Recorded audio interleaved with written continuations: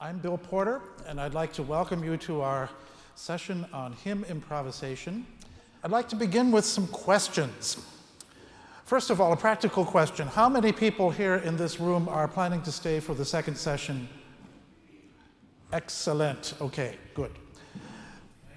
How many people in this room improvise on a regular basis? You know, this is so fantastic. The first time we had an improvisation academy at an AGO convention was in 1986 in Detroit. And I remember asking that same question, and just a few hands, timid hands went up. And so this is wonderful to see what has been happening in the last generation. How many people here do not improvise yet? Great, fine. Maybe this will be the last day you can say that. We'll see. How many people here experience a certain amount of fear when you improvise?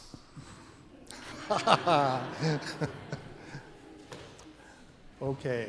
How many people were here and heard Thomas Kruger this morning at the cathedral? So this is a chance to put into practice the claiming of your good angel. And what is it that angels always do, the good ones? What do they always say first? Fear not. This is the universal message of angels. They tell us, don't be afraid. Presumably they have good reason to say that. Maybe they know something we don't know about whether we need to be afraid or not. But fear is such a normal thing when we improvise. Why do you suppose that is? Audience participation time. And does anybody have an idea why should we be afraid to improvise? One reason. Yes, sir.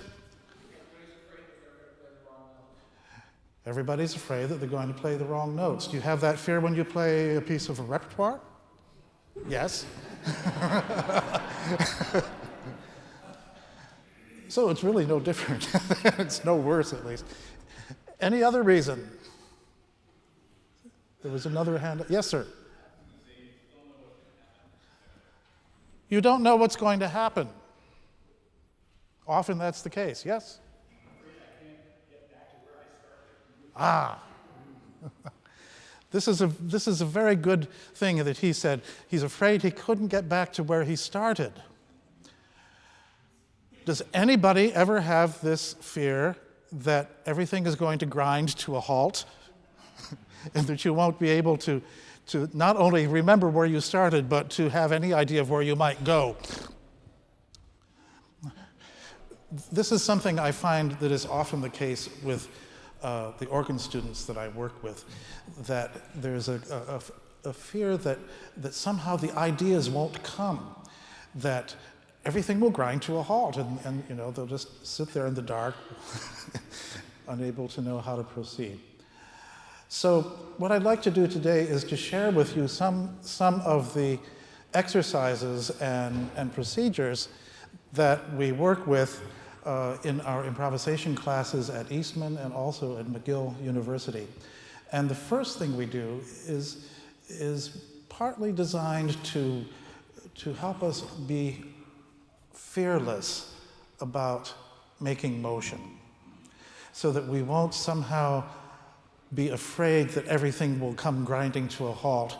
And if our wits fail us, that we at least will have something that we know we can fall back on, that we can do without thinking, and it will sound not too bad. I'm wondering whether there might be here among us some people who would be willing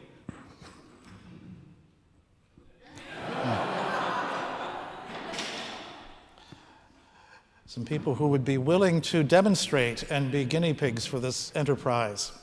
Yes? One. Okay, 2, 3. John, wonderful. Yes, and I spoke with someone before. Excellent. Okay. Right. And to whom did I speak before? It was this gentleman who grew up here in this parish. Where is he? There he is. Come on up here if you would. Just have a seat. So if we look at the handout that I gave you, and we look at the top of the first page, we see the melody for Veni Creator Spiritus. And what I'd like us to do is to, first of all, hear him simply play the tune.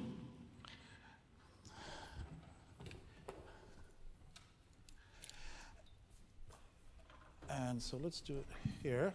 We're going to do it on the Bourdon, on the great division, very nice stopped flute. So he's just going to play the tune for us.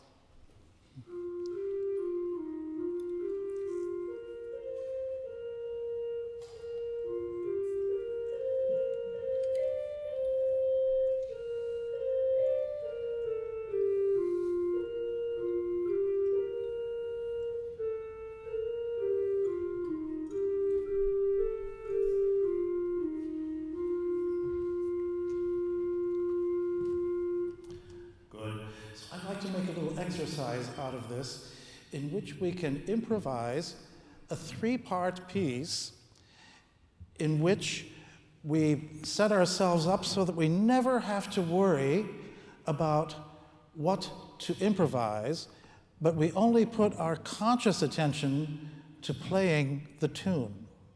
So here's how we can do it.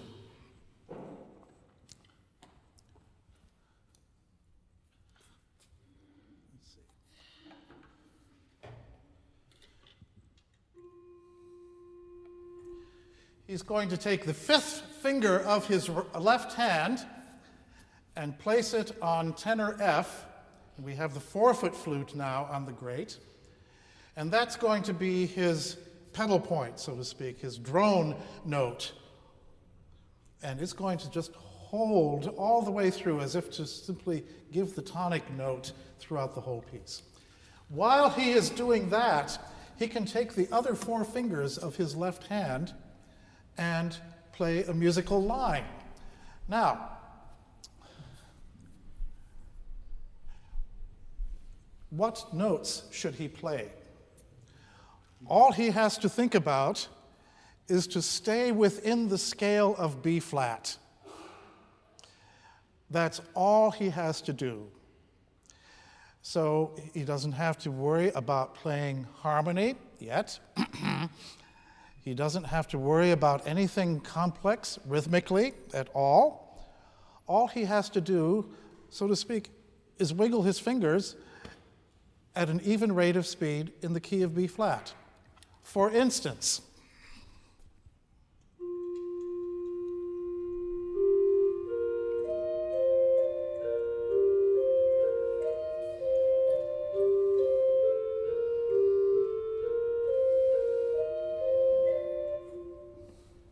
give it a try.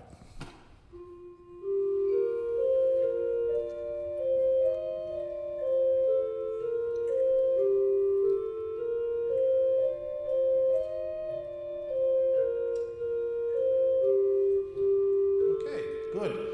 So one of the goals as you practice here is that you don't think. One of the things that can get in the way of improvising well is when you think too much about things that don't really require your thought. We can only think about a few things at once. I discover this every morning that I try to make breakfast. Something gets burned.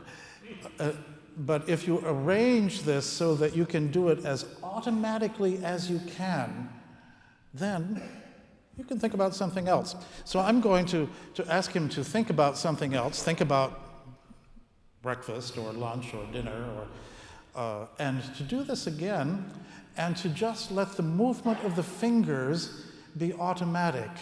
Don't plan what notes you are going to play. As long as you can stay in that B flat scale, it's completely random, okay?